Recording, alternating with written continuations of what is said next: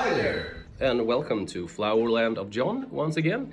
Today I just want to discuss a little bit about my sound and my usage of the Yamaha EAD, which I use the effect for the drums. I want to show how my drum sounds naturally without any effect, and what the EAD can provide to that sound, and what to do to make them work the best together, the live drums and the EAD.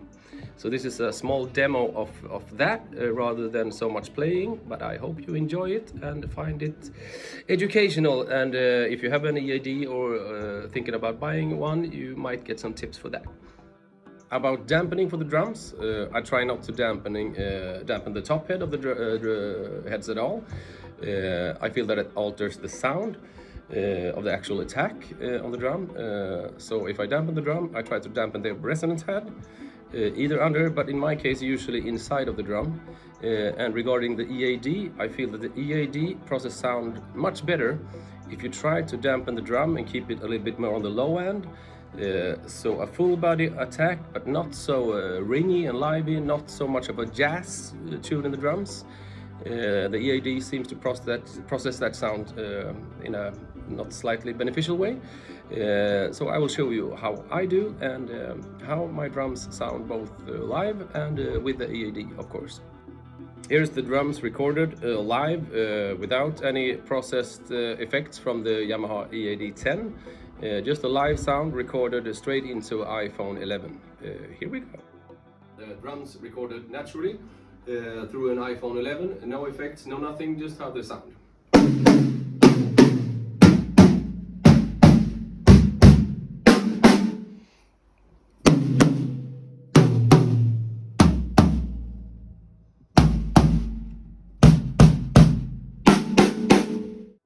And now I will demonstrate three different sounds together with the live drums with the Yamaha EAD. We'll use three different sound samples, and they use a little bit different reverb and compressor. I will start with a pretty reverby sound, but quite natural, and then move on to more processed sounds. Here we go.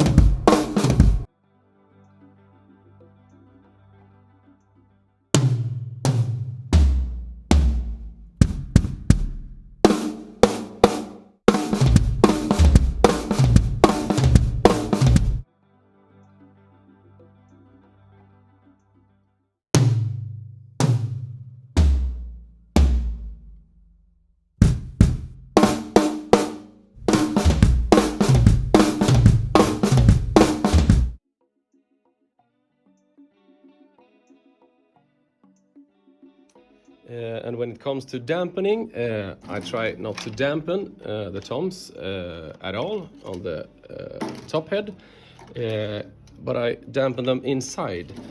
Usually you can buy these dampening rings that you can put on the top head. I buy these ones, but instead of putting them on the drum, I put them inside of the drum. I hope you could see the edge there. Note to be taken though, if you buy them with the inch for the drum, you need to cut them a little bit to make them able to fit inside of the drum. But then they will kill the resonant head a little bit to make it a little bit more low end and punchy sound.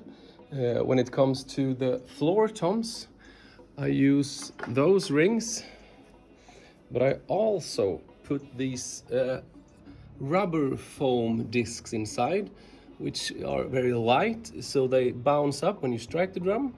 I've heard about people who put like cotton and stuff inside of the drum for the same reason. When you strike the drum, the cotton jumps up but fastly goes down again and dampens the resonant head. This does the same thing, just a little bit more. And I also use the rings, hopefully we can see here on the side, which is also just put in the drum, not taped or anything or glued. They also can move around freely.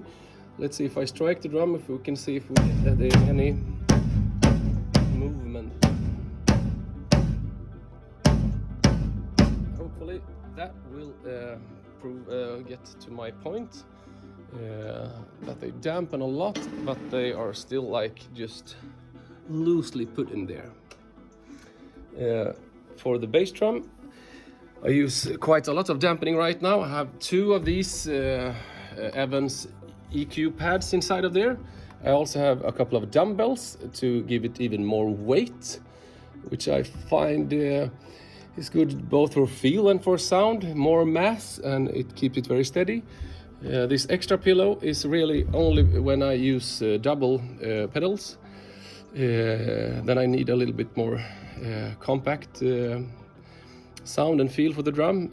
Otherwise, I take this away, and I only have the 2 Evans EQ pads. And there's also a dumbbell there to give it some extra weight. So that's virtually how I dampen the kit. For the snare, I really only use a small drum tack to take a little bit out of the extra ring. Also the triggers, the Yamaha triggers, give some extra dampening for the top head, which of course sits here and press a little bit down on the head. So that's my dampening. Cheerio!